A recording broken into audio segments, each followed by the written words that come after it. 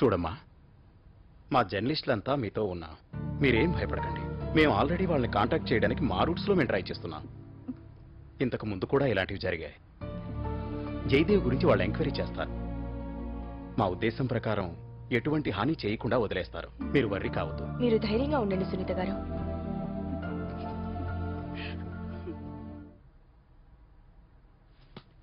సరే,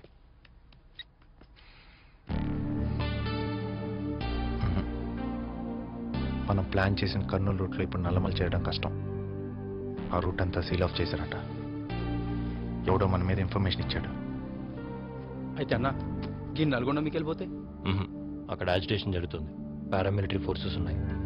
అన్నా, మనం నార్కెట్పల్లి నుంచి దుర్గి, ఏల్చూరు, వినుకొండ మీదుగా డోర్నల్ వెళ్తే మన బేస్ క్యాంపు చేరిపోతాం. అవునన్నా. అలా వెళ్ళగలమా? వెళ్ళగలవన్నా. అది ఈ ప్రాంతమే కదా. పోలీసు వాళ్ళని అరెస్ట్ చేయడానికి వచ్చినప్పుడు నేను ఈ దారి గుండానే నల్లమల చేరింది.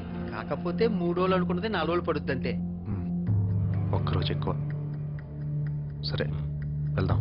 4 రోజుల పెద్దన్న పరిస్థితి బుల్లెట్ లోపలనే ఉందన్నా. అన్నా, మనం వెళ్ళేది రాళ్ళగుట్ట పక్క నుంచే. టాటా బాగానే ఉన్నాడు కదా, ఆయనకే చూపిద్దాం. వద్దు. ఈ ఇన్సిడెంట్ తర్వాత పోలీసులు ఆ ఊళ్ళ మీద నిఘా పెంచుతారు. మనల్ని ఈజీగా ట్రాక్ చేయగలరు. బేస్ క్యాంప్ చేరే ట్రీట్మెంట్ చేద్దాం. రహనా, 4 రోజులు పర్లేదు కదా? ఏ మెడిసిన్స్ కావాలో చెప్పు, తెప్పిస్తాను. అచ్చా.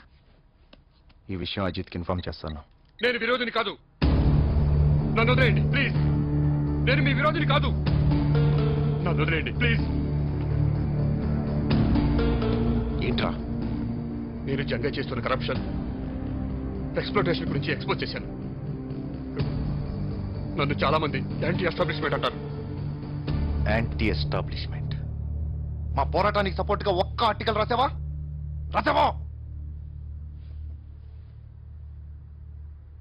Anti establishment. మీలాంటి వాళ్ళు పొలిటీషియన్స్ కి, మినిస్టర్స్ కి వ్యతిరేకంగా రాసి ప్రెషర్ తెస్తారు. డబ్బు ముట్టగానే మానేస్తారు. ఈ రోజు హెడ్లైన్స్ లో కనిపించిన అలిగేషన్ రేపు పొద్దున్న పేపర్లో వెతికినా కనిపించదు. ఆ ఎంపీ జంగేగాడి దగ్గరికి అదే పని మీద వచ్చుంటాం. పైసా వసూల్. నీదొక రాత, నీకొక నీతి. నువ్వు కూడా మాకు విరోధివే. నోరు మూసుకొని కూర్చో.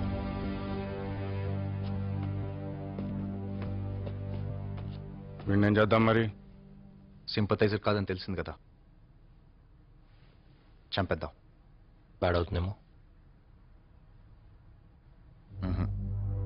మనం ఏంటో తెలుస్తుంది.